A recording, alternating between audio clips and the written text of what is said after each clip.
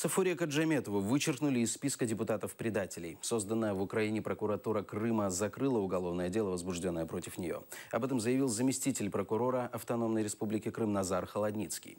В начале августа ведомство распространило список из 76 депутатов Крымского парламента, которые 27 февраля поддержали решение провести референдум о присоединении Крыма к России.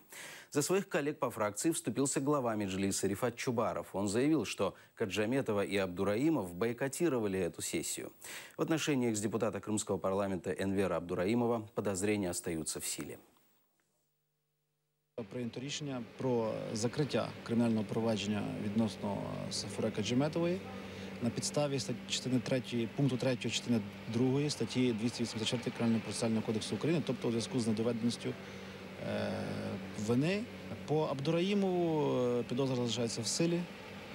Якщо в нього є бажання дати свої докази невинуватості, ми його з радістю вислухаємо, може до нас з'явитися, і ми вислухаємо всі його контраргументи.